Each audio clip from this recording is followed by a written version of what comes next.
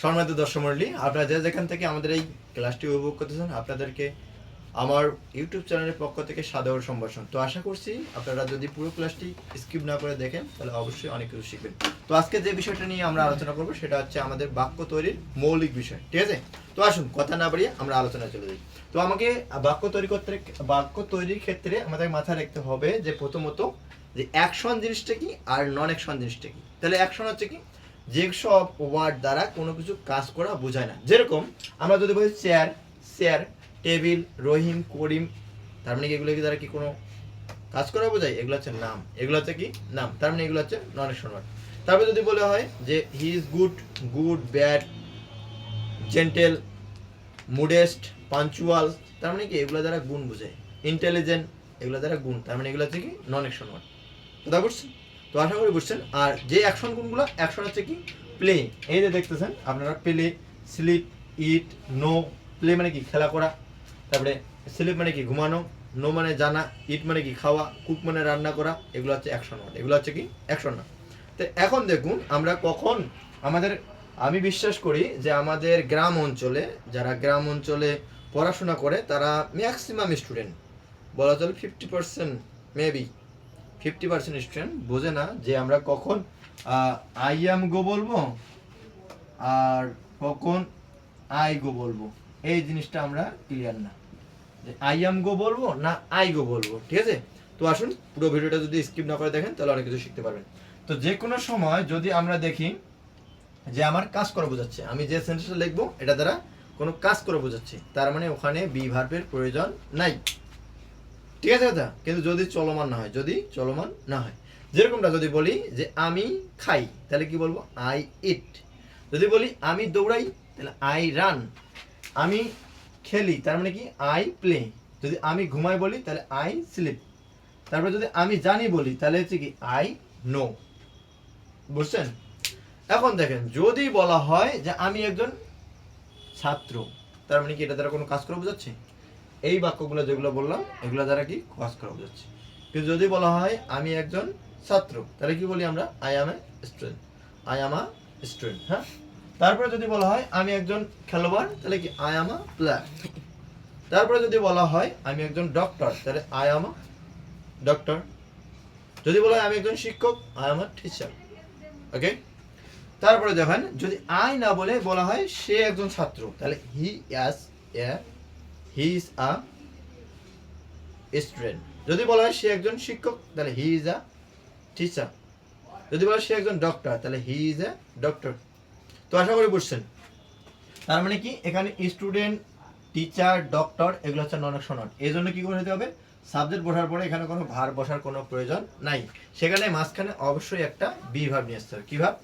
Be verb. এই যে I am a student, হ্যাঁ, তারপরে যদি বলা হয় যে I am a doctor, I am a, তারপরে যদি বলা হয় I am a player, I am a player. তারপরে যদি বলা হয় আই অ্যাম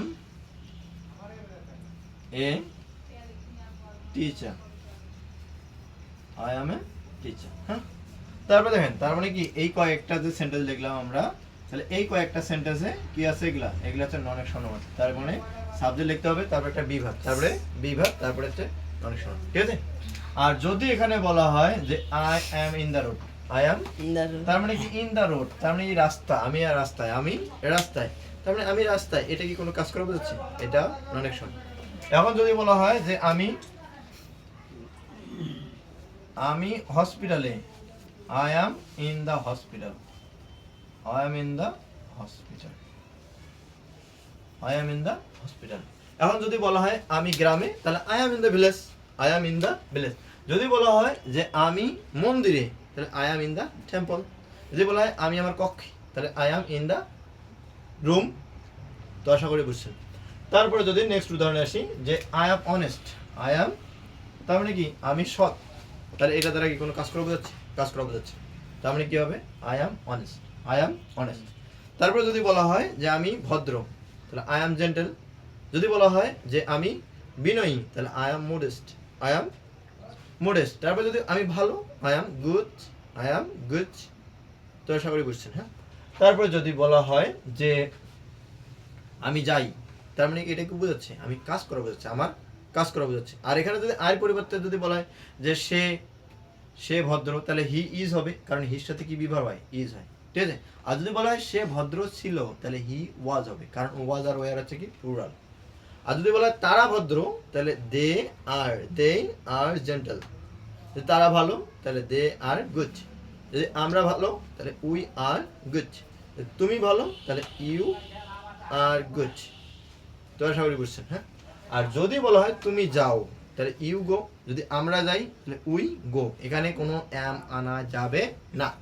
যদি এইভাবে লিখি যে এই সেন্টেন্সটা আই অ্যাম গো, তাহলে এটা ভুল, এটা ভুল। হ্যাঁ, বিভার বলতে পারি, আবার মেইন ভার্ব বসাইতে পারি, কিন্তু অবশ্যই এখানে কি করতে হবে? আইএনজি যোগ করতে হবে। কি করতে হবে? যেরকমটা আপনারা দেখতে পাচ্ছেন, যেরকম আমি যাই, তার মানে কি এখানে এম কে নিয়ে আসছি? আসেনি, এখানে লেখা যাবে না। এখানে আই প্লে, তার মানে কি এখানে এম লিখছি, আই এম প্লে লিখছি, লেখা যাবে না। বা সে যায়, তাহলে হি ইজ গো লেখা যাবে না। তাহলে সে যায়, হি গোজ, তখন ভার্বের সাথে এস বা ইয়েস। আমরা ছোটবেলা থেকে এই নিয়মটা পড়ে আসছি যে যে কোনো সময় যদি subject third person singular number হয়, তাহলে কি হয়? ভার্বের সাথে এস বা ইয়েস হয়। এই জন্য হি গোজ। তারপরে যদি বলা হয় সুমন যায়, তাহলে সুমন গোজ। সুমন খেলে, তাহলে সুমন প্লেস। বা সুমন দৌড়ায়, সুমন রানস। সুমন আসে, তাহলে সুমন কামস। ঠিক আছে? তো আশা করি বুঝছেন। এখন যে কোনো সময় যদি আমরা বি ভার্ব লিখি, আবার ফির মেইন ভার্ব লিখি, তাহলে অবশ্যই যে মেইন ভার্বটা লিখবো সেটার সাথে আইএনজি করতে হবে। কি করতে হবে? আইএনজি। যেরকমটা দেখা যাচ্ছে আমি যাচ্ছি, তখন বাংলা মেইনটা আসবে। আমি যাচ্ছি, লিখছি, খেলতেছি, এরকম মানে চলমান বোঝাবে। কি বোঝাবে? আপনারা দেখতে পাচ্ছেন যে এখানে লেখা আছে কি? আমি যাচ্ছি, তার মানে I am going, I am going. এখন যদি বলা হয় আমি খেলতেছি, তার মানে কি? I am playing. তাহলে আমি দৌড়াচ্ছি, তাহলে কি হবে? I am running. যদি আমি লিখতেছি বলি, তাহলে কি হবে? I am writing. এখন যদি আমি না বলি, বলে সে লিখতেছে। কে লিখতেছে? সে। তাহলে হি ইজ রাইটিং। যদি বলে যে সে খেলতেছে, তাহলে হি ইজ প্লেইং। যদি বলি আমরা খেলতেছি, তাহলে আমরা কি? উই। তাহলে উইর সাথে কোন বিভাগ হয়? আর। কি হয়? আর। তাহলে উই আর প্লেইং। যদি বলি আমরা আসতেছি, তাহলে উই আর কামিং। তাহলে যদি বলা হয় আমরা দৌড়াচ্ছি, তাহলে উই আর রানিং। যদি আমরা খাচ্ছি, তাহলে উই আর ইটিং। আর যদি আমরা না বলি, এখানে কি বলা হয়? দে, তাহলে they are eating, they are playing, they are cooking, তারা রান্না করতেছে, তারা ঘুমাচ্ছে, দে আর। তো আশা করি বুঝছেন, হ্যাঁ। তারপরে দেখেন, আমরা যদি এই আলোচনাটাকে বুঝি, তাহলে আশা করছি যে পরবর্তীতে কোনো সমস্যা হবে না, হ্যাঁ। তো আসুন, তো ঠিক আছে, দেখা হবে অন্য কোনো ভিডিওতে। আজকের মতো এখানেই বিদায় নিচ্ছি।